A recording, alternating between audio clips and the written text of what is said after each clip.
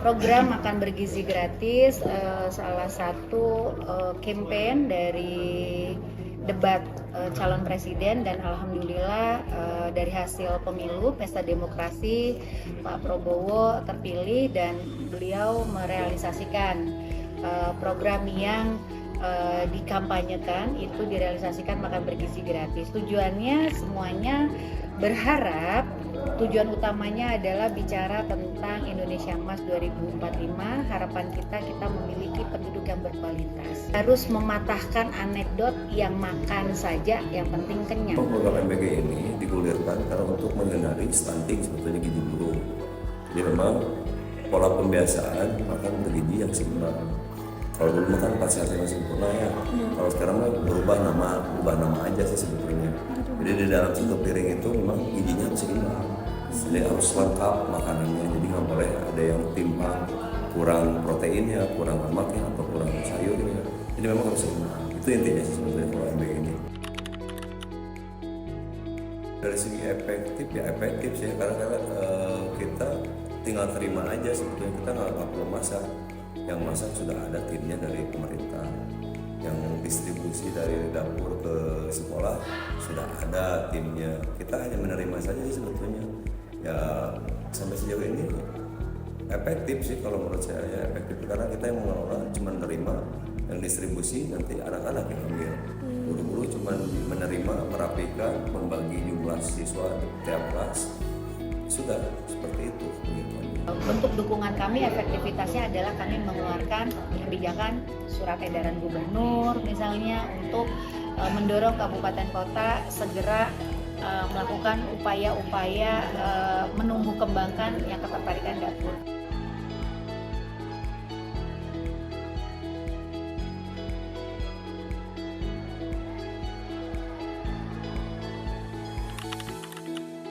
Inilah kenapa distribusi MBG ini, makanan bergizi ini kepada satuan pendidikan, ya karena memang mereka masih fase tumbuh berkembang. Kalau di sini tumbuh kembangnya diharapkan bisa optimal, terutama di aspek fisik. Aspek fisik ini kalau gizinya baik, ini akan berdampak pada aspek yang tadi kami sampaikan yang disebut dengan neuronnya, saraf-saraf. Diperuntukkan untuk seluruh siswa yang ada di sekolah ini.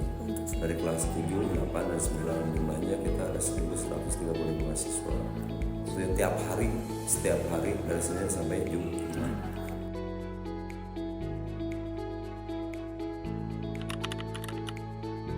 Distribusinya kan tadi dari pihak dapur diangkut pakai mobilnya khusus untuk makanan, tidak pernah dipakai buat yang lain-lain.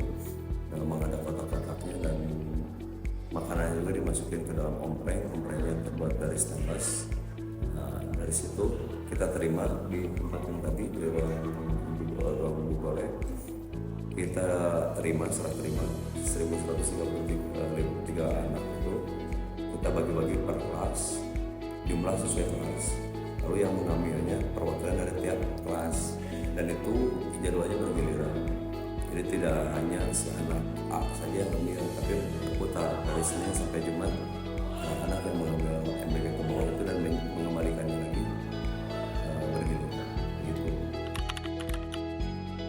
Menurut aku kerasa ya lebih semangat karena kan jadi kita udah keisi gitu kan perutnya, jadi lebih fokus juga buat merhatiin guru, belajarnya bisa lebih fokus. Tadi kita juga uang jajannya bisa lebih hemat gitu. Ditabung juga ya, ditabung gitu.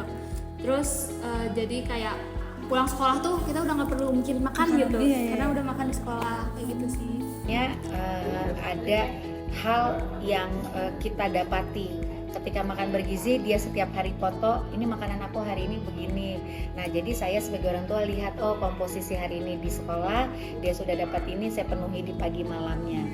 Nah, terus saya juga senang sih ada hal-hal dinamika yang terjadi di sekolah, tapi seru, terutama bab gotong royong. Jadi guru itu ternyata menjadwalkan piket yang memberi tugas, ya. Hari ini yang ngambil turun dari dapur kan masuk ke sekolah, distribusi diambil di kelas, dan itu luar biasa ya. Hal-hal teknis sebenarnya tidak langsung mengajarkan pada aspek perilaku.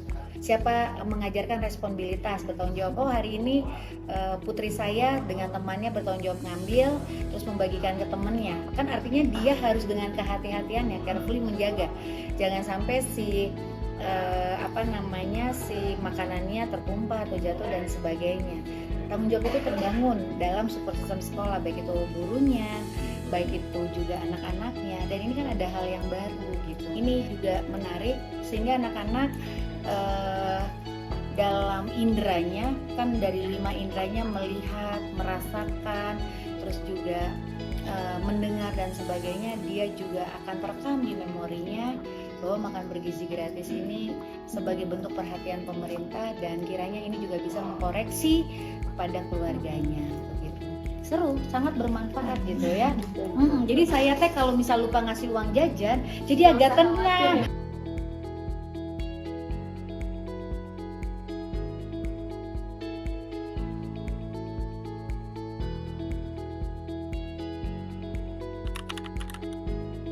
Adalah kapasitas kewenangannya SAPEL, disebutnya SAPEL itu adalah dapur yang sudah mendapatkan SK dari Badan Gizi Nasional, sudah diverifikasi, proses distribusinya ada di dapur. Yang pasti dapur ini melakukan proses screening dalam sanitasi layak higienis, terus juga ada standar gizi yang terpenuhi dan juga keberagaman. Kalau misalnya hari ini proteinnya ada daging putih, misalnya ikan atau ayam, besok ada daging merah dan sebagainya, itu semuanya prosesnya di dapur. Termasuk alat makannya juga harus punya standar, food tray-nya itu yang dalam bentuk stainless dan aluminium, termasuk menjaga keamanan makanan dari dapur sampai dengan satuan pendidikan. Ya, kan ini yang masak itu ada ahli gizinya, jadi dihitung kalorinya dapat berapa ini.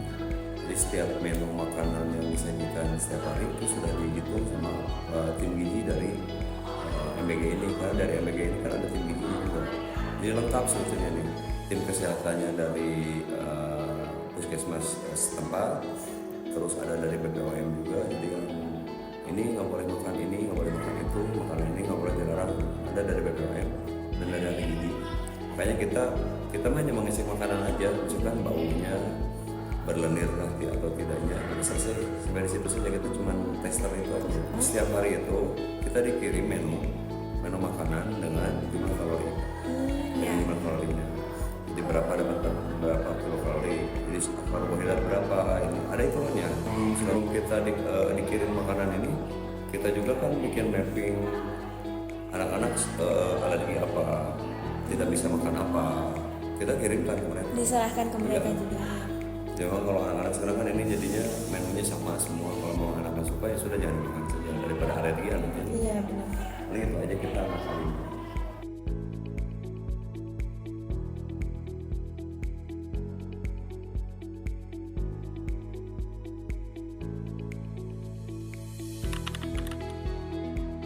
Harus ditingkatin jenis makanannya aja sebenarnya. Jenis makanan yang memang paling disukai sama anak-anak apa?